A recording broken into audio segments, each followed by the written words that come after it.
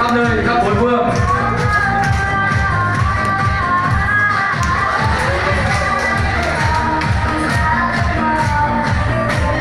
Tiếp theo là người đẹp đến từ cao đẳng đất đai K54 với số danh 07 bạn Bùi An Xó.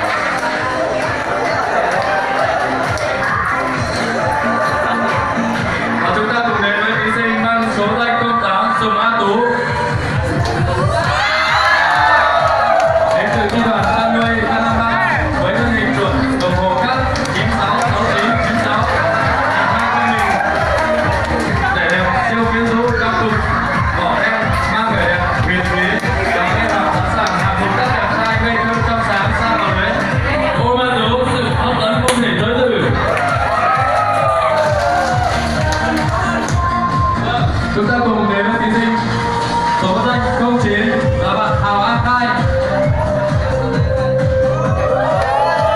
Đến từ cao đẳng chăn nuôi K54, bạn đang mặc trên mình một bộ trang phục ơ mông xinh đẹp, quyến rũ được bản sắc dân tộc.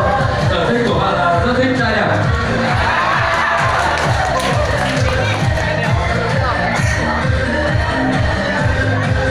Và chúng ta cùng đến với thí sinh số danh 10 Lương Văn Giang. Với bộ trang phục công sở kết hợp với thân hình mảnh mai, quyến rũ, tạo nên một vẻ đẹp thời thượng sang trọng, vừa cổ điển vừa hiện đại. Sở thích của bạn là ăn kem vào mùa đông, sở thích của bạn là màu hồng. Bạn mong muốn sau này sẽ trở thành một người mẫu của một hãng thời trang nào đó. Vâng, chúng ta rất là chờ đợi thí sinh cuối cùng mang số báo danh 11 là bạn Hà Việt Anh. Đến từ cao đẳng quản lý đất đai K53 với bộ trang phục truyền thống hiện đại cho người phụ nữ là thể hiện vẻ đẹp quyến rũ và hấp dẫn của đời sống truyền thống.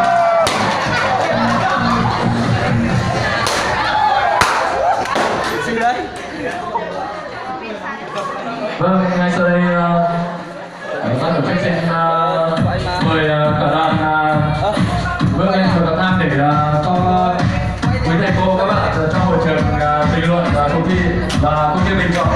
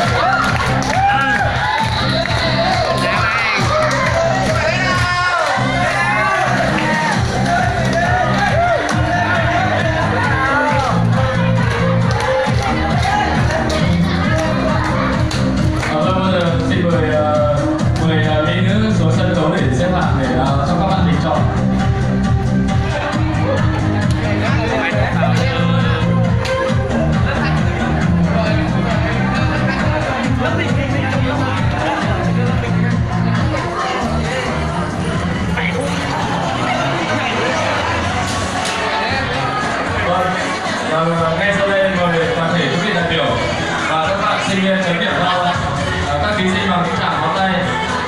Và sau đây là mời thí sinh mang số 01 Lê Văn Phước. Vâng, mời bình chọn ạ. Vâng, cảm ơn bạn.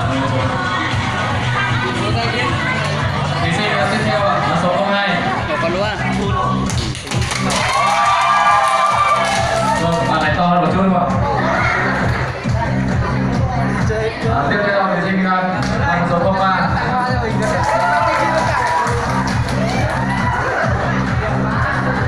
Vâng, cảm ơn bạn. Tiếp theo là mời bạn mang số 04.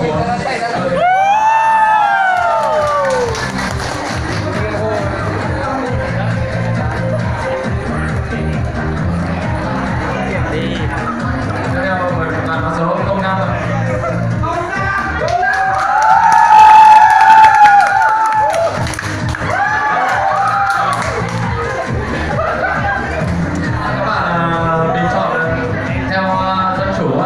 bạn nào được các bạn yêu mến cổ vũ nhiều hơn là bạn ấy sẽ là giành chiến thắng và được làm xuất sắc nhất. Mời bạn mang vào số 06 ạ.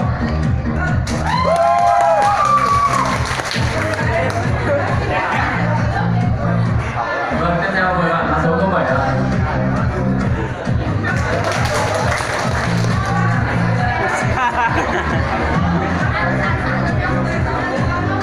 Mời bạn là số 08.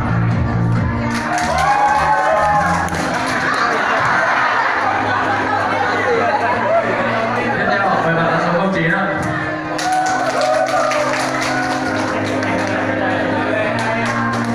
Vâng, là bạn là số 10 ạ. Bạn Lương Văn Giang được cổ vũ rất nhiệt tình. Vâng, và mời thí sinh cuối cùng là số 11.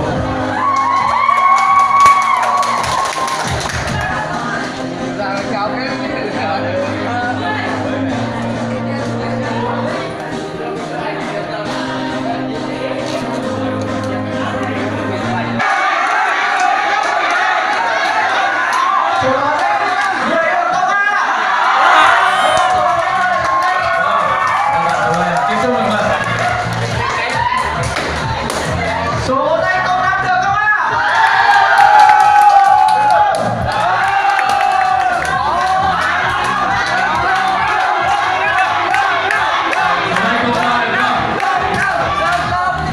Vậy là số báo danh 11 được không các bạn?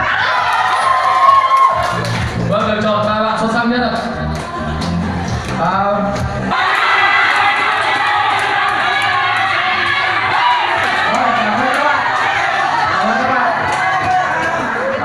Chúng ta thấy rằng bạn nữ sinh nhưng nam tính nào cũng xinh đẹp, nhưng do chương trình phân quà có hạn nên kính mong các bạn thông cảm và đã nghe được một số ý kiến rất nhiều từ phía khán giả